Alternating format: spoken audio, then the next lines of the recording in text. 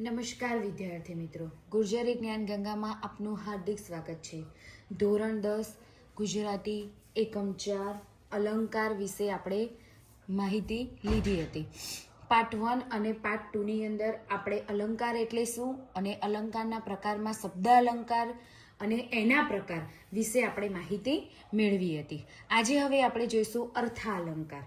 વિદ્યાર્થી મિત્રો, અર્થાલંકાર એટલે શું? આપણે અલંકારના બે પ્રકાર જોયા, શબ્દ અલંકાર અને અર્થાલંકાર। શબ્દ અલંકારની અંદર એવું હતું કે જેની અંદર શબ્દોને મહત્વ આપવામાં આવે, વર્ણને મહત્વ આપવામાં આવે, એને આપણે શબ્દ અલંકાર કહીએ છીએ। જ્યારે અર્થાલંકારની અંદર શબ્દોને નહીં પણ અર્થને વધારે મહત્વ આપવામાં આવે તેને આપણે અર્થાલંકાર કહીશું। જુઓ, જે અલંકાર વડે શબ્દ કે વર્ણ નહીં પરંતુ અર્થને વધારે મહત્વ અપાતું હોય તેવા અલંકારને અર્થા અલંકાર કહે છે। વિદ્યાર્થી મિત્રો, શબ્દ અલંકારની અંદર તો આપણે શબ્દો અને વર્ણને મહત્વ આપી અને આપણને અલંકાર ઓળખતા આવડી ગયું, પણ અહીંયા અર્થા અલંકારની અંદર આપણે અર્થાલંકારના પ્રકારો સમજ્યા પહેલાં એની બેઝિક સમજૂતી આપણે સમજવી જરૂરી છે। એમાં સૌથી પહેલાં આવશે ઉપમેય, કે ભાઈ ઉપમેય કોને કહેવાય? જો તમને આ બેઝિક ઉપમેય, ઉપમાનવાચક શબ્દ, સાધારણ ધર્મ જો તમને આ પહેલાં આવડી જશે તો તમને અર્થા અલંકાર સમજવામાં સરળતા રહેશે। હવે આપણે જોઈએ ઉપમેય કોને કહેવાય। તો જે વસ્તુની સરખામણી કોઈ બીજા સાથે કરવાની હોય તે વસ્તુને ઉપમેય કહેવાય। ફરીથી, જે વસ્તુની સરખામણી કોઈ બીજા સાથે કરવાની હોય તો તે વસ્તુને ઉપમેય કહેવાય। ફોર એક્ઝામ્પલ, દમયંતીના મુખની સરખામણી ચંદ્ર જોડે કરવાની છે તો દમયંતીનો મુખ ઉપમેય થશે। ખ્યાલ આવે છે વિદ્યાર્થી મિત્રો? ઉપમેય એટલે કે જે વસ્તુની સરખામણી હોય કોઈ બીજા સાથે આપણે કરવાની હોય ને તો તે વસ્તુને ઉપમેય કહેવાય। દમયંતીના મુખની સરખામણી આપણે ચંદ્ર જોડે કરવાની છે તો દમયંતીનું મુખ શું થશે? ઉપમેય થશે કે ભાઈ દમયંતીનું મુખ ચંદ્ર જેટલું સુંદર છે અથવા ચંદ્ર સમાન છે, કંઈ પણ આપણા વાક્ય બોલી શકીએ છીએ। પણ અહીંયા કોની સરખામણી કરવાની છે? દમયંતીના મુખની સરખામણી કરવાની છે। કોની જોડે કરવાની છે? ચંદ્ર જોડે।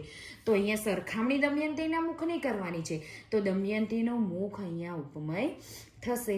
એવી જ રીતે આપણે જોઈશું ઉપમાન, કે ભાઈ ઉપમાન કોને કહેવાય? તો જે વસ્તુ સાથે સરખામણી કરવાની હોય તેને ઉપમાન કહેવાય। છે ને સરળ? કે જે વસ્તુની સાથે સરખામણી કરવાની હોય તેને ઉપમાન કહેવાય। ફોર એક્ઝામ્પલ, મુખની સરખામણી ચંદ્ર સાથે કરવાની છે તો ચંદ્ર ઉપમાન થશે। ફરીથી વિદ્યાર્થી મિત્રો, આપણે બંનેને ફરીથી એકવાર રિપીટ કરીએ।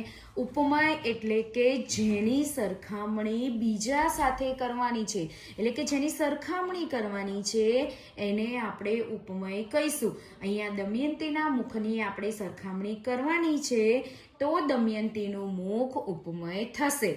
હવે દમયંતીના મુખની સરખામણી આપણે ચંદ્ર સાથે કરવાની છે તો ચંદ્ર અહીંયા શું થશે? ઉપમાન થશે। એટલે કે જે વસ્તુ સાથે આપણે સરખામણી કરવાની હોય તેને આપણે ઉપમાન કહીશું। તો દમયંતીના મુખ શું થશે? ઉપમેય થશે અને ચંદ્ર શું થશે? ઉપમાન થશે। કેમ? કારણ કે દમયંતીના મુખની સરખામણી આપણે ચંદ્ર સાથે કરવાની છે। આઈ હોપ વિદ્યાર્થી મિત્રો ઉપમેય અને ઉપમાન તમને ક્લિયર થયું હશે।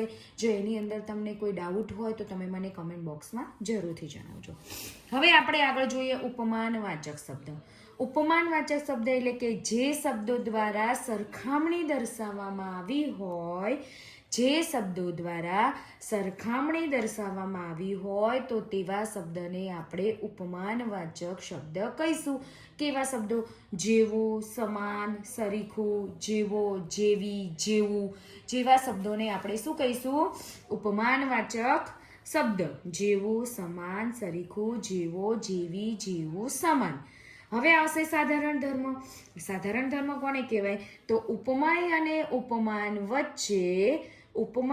ઉપમાન વચ્ચે રહેલા સમાન ગુણ જે સમાન બાબત માટે સરખાવવામાં આવ્યું હોય તો તેને આપણે સાધારણ ધર્મ કહીશું।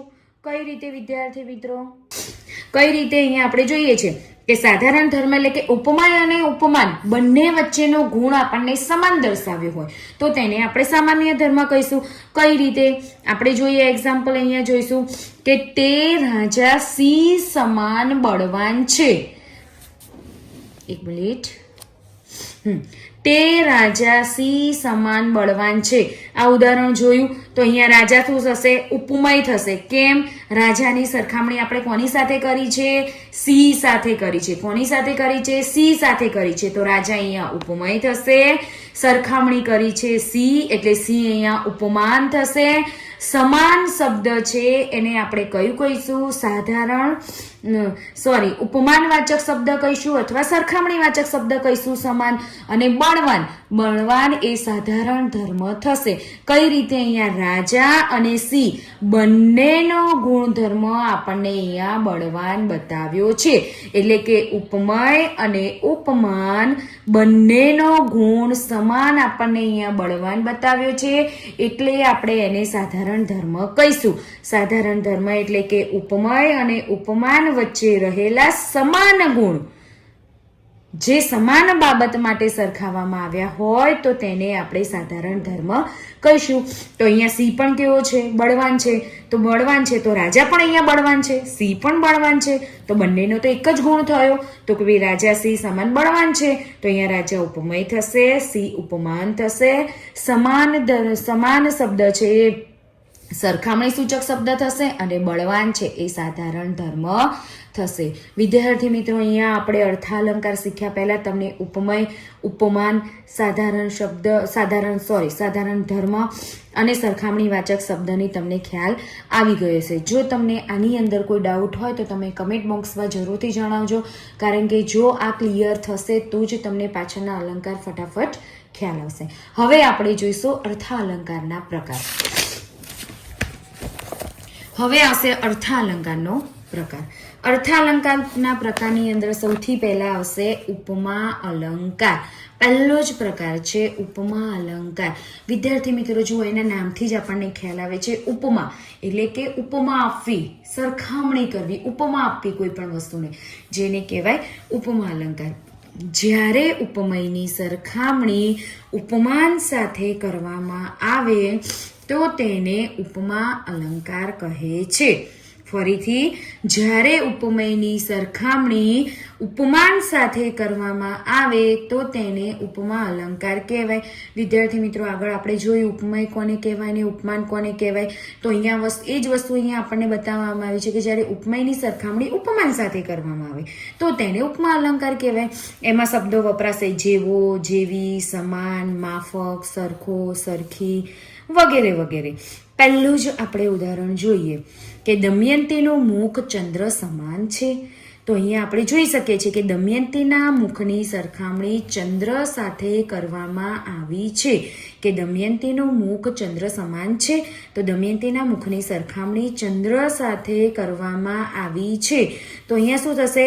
કોઈ પણ વસ્તુ કે વ્યક્તિની સરખામણી બીજા જોડે કરે તો તેને ઉપમા આપી કહેવાય. તો અહીં દમયંતીના મુખને ચંદ્રની ઉપમા આપવામાં આવી છે તો તે ઉપમા અલંકાર બનશે.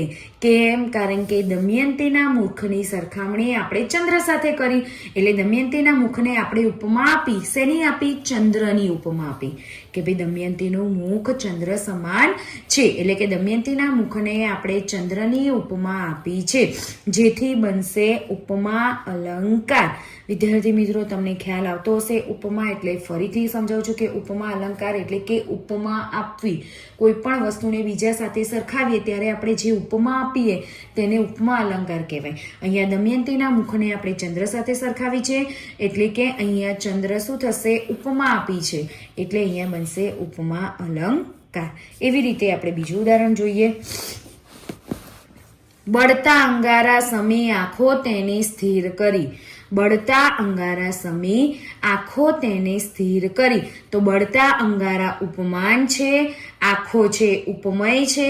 તો આમાં આંખોની સરખામણી કોની સાથે કરવામાં આવી છે? બળતા અંગારા સાથે. તો અહીંયા ઉપમા શું થશે? બળતા અંગારા. કેમ? કારણ કે આંખોની સરખામણી બળતા અંગારા સાથે કરવામાં આવી છે, તેથી આપણે એને કહીશું ઉપમા અલંકાર. શું કહીશું વિદ્યાર્થી મિત્રો? ઉપમા અલંકાર. વિદ્યાર્થી મિત્રો, આજે આપણે અર્થા અલંકારની અંદર એની બેઝિક માહિતી અને એક પ્રકાર ઉપમા અલંકાર શીખ્યા છે. હવે આગળના પ્રકાર જોવા માટે મારો આગળનો વિડીયો જોવો જરૂરી છે.